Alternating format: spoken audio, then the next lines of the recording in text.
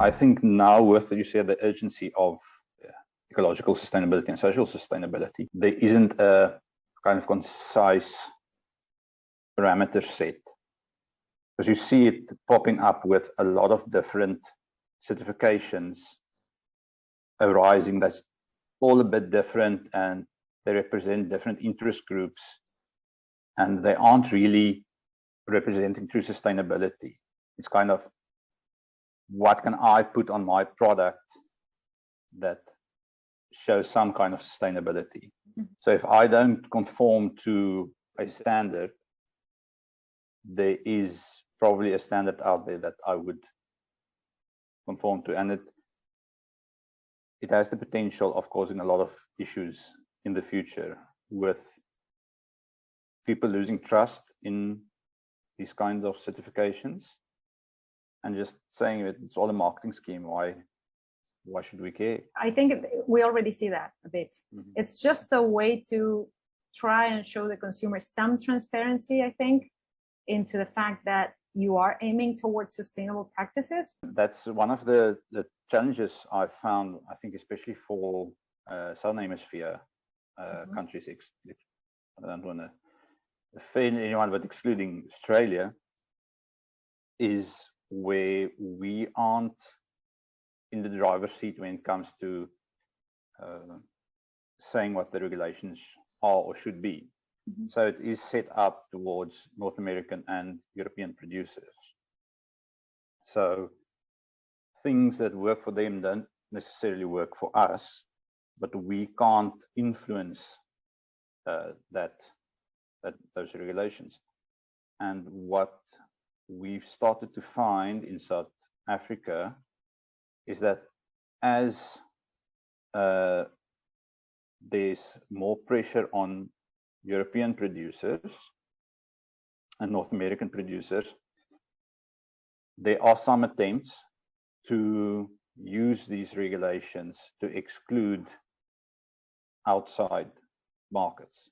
I think if we are not careful as Southern Hemisphere or third-party producers, would affect us much more in the future. Not to say that not that all kind of trade regulations are unfounded there is, but you do get the sense that because they control the regulations, they are using it as a way to kind of deny you market access. And because organic farming is a longer term project, especially when working with crops like vines, it's not just about qualifying for organic certification now, but about having market access for at least the whole life cycle of one vineyard. Because your decision making when setting up those vineyards differ quite a lot from conventional viticulture. You choose different rootstocks, you choose different cultivars, different trellising systems. All of those are influenced by your decision to be an organic farmer. And you have a lot less leeway as an organic farmer because you do not have all the synthetic tools to kind of rectify small mistakes. So those small mistakes can really easily kind of add up and make it unprofitable to farm organically.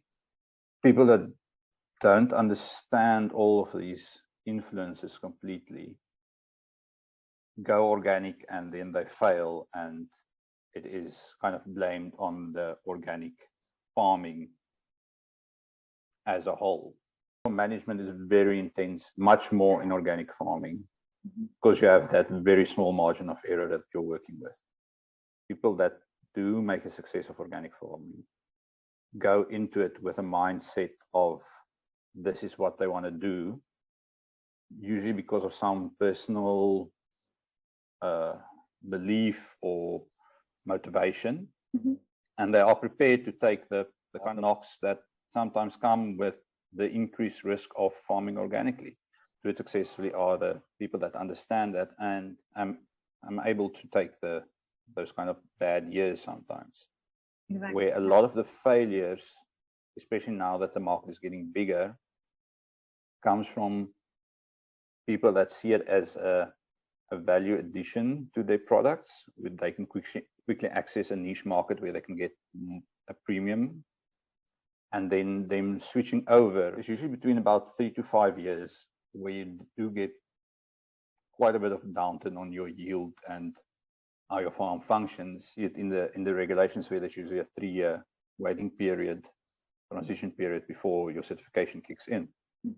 And if you are going into organic farming and organic viticulture, in my case, limestone specifically, and you think you're not making that much money, you see it as a way to make more money, and now you switch over, and then for 3 to 5 years, it's very, very hard. And a lot of people that aren't prepared for that don't know the risks involved, they go bankrupt, and you see a lot of producers fall out there. And I think ultimately that's what I wanted to convey in my studies, that there's a lot of different facets that you have to look at and consider. It's just not about adapting a bit of your management and having access to a new market, but it's all these kind of long-term decisions that you have to take into account, and then on your own farm and your own management practices, and then you get these outside influences that are applying more and more pressure to this market that is growing. So as it's growing, it's kind of encroaching on other people's market share, and yeah, you do get the sense there's a bit of tension growing. Super interesting, really, because I've heard here in Mendoza, I've heard a lot that the weather, the climate is it's easier. It's a lot easier than in other places. Here it's basically a desert in Mendoza, this wine region, but still we have so many other challenges. Imports for some machinery or small parts. I've heard one organic farmer say it's not doing nothing. It always looks like you have less work to do, but you have to have more backup plans because there's a lot more stuff that can go wrong. So you have to have a plan B, plan C, and plan D in place, and you have to be able to adjust very quickly to implement those things. And I think that makes the kind of management aspect a lot harder on organic farming.